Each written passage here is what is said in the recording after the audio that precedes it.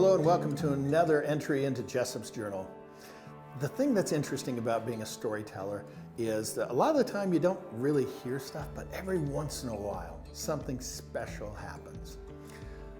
My collaborator, videographer, the guy that's setting all this stuff up, makes me look good and you can actually make sure you can hear me, is a gentleman by the name of Ed. Well, Ed and I have been doing Utah success stories for a long time, number of years. But we also did an interesting little project called Utah Caring Stories. And this was one where it's like, I wanted to get those stories that normally are not going to be told because there's just not enough airtime. Well, the folks in the newsroom, and specifically our news director, Todd Reed, mentored me on this one, and so we were able to have some fun. Well, a lot of the time we do a story and we never hear what happens next. But in this one we did. I don't want to give it away quite yet, so first I'll set this up. Here's a Utah Caring story that you need to watch and then come back to make sure that you hear, I won't use Paul Harvey's words, but the stuff that happened next. So Ed, roll it. I've been married 11 years. Infertility has a cost, both emotionally and financially, for couples like Shawnee and Jordan Griffith.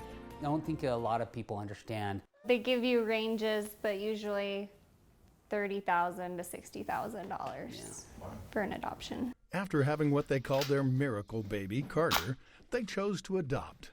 So what kind of things did you do to help this birth mother choose you?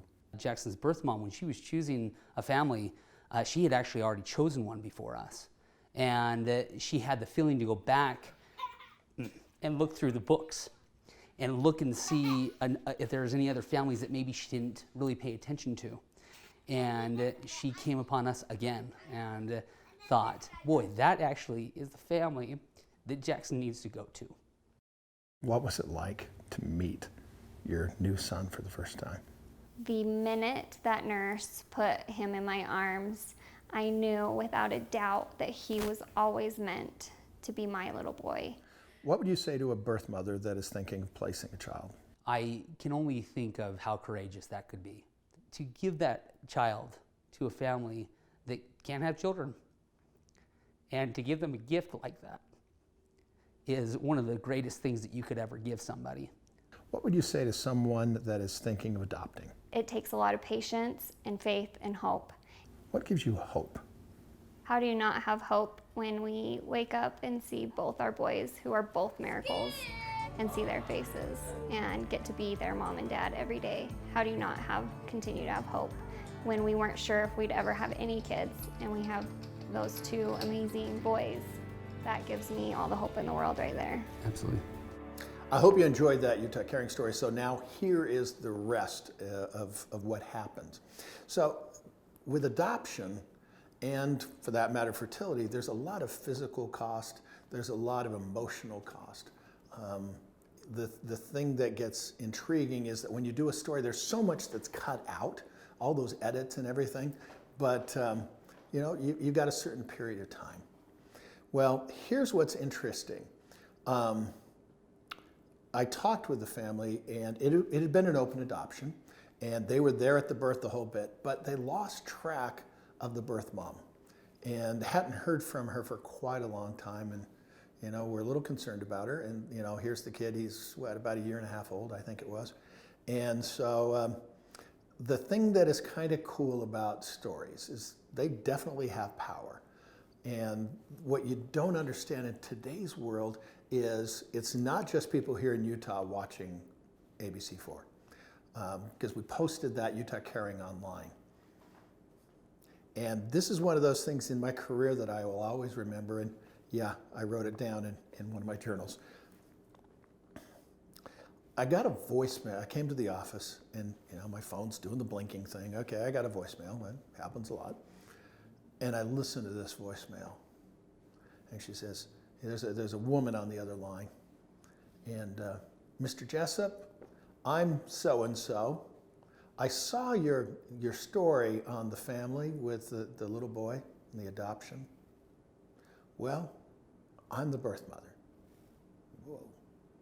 She was living on the East Coast, had made some probably less than stellar decisions in her life, and things were kind of a little crazy.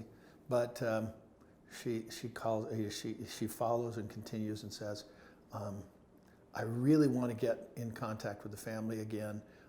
I've got a new phone number.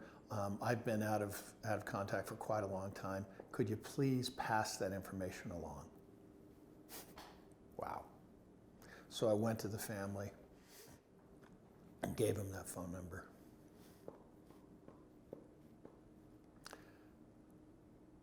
It's pretty neat to see that family tear up, to be able to find that connection again. All because we ran a story on a news station, but we also put it online. Stories do have power, people.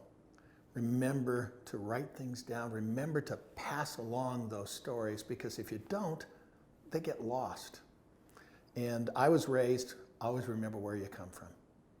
So the message there is, you never know what you do, how that's going to impact somebody else. So make it a good thing.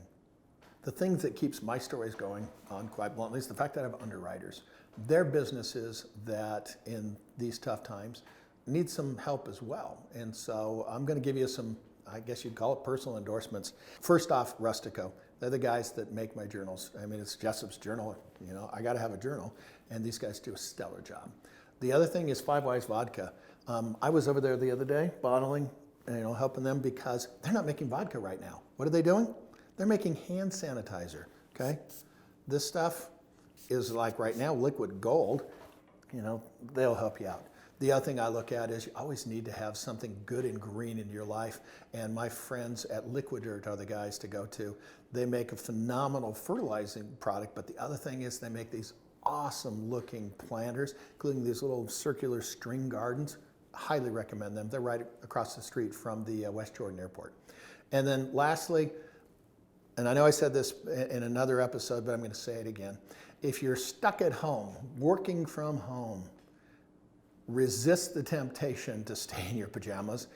You sometimes just need to get dressed up, just to remind yourself that you're a part of the community, a part of the business world. The people that help me are the folks at Taylor Cooperative. They make all my shirts and my suits, and when you put something on like that, it makes you feel good.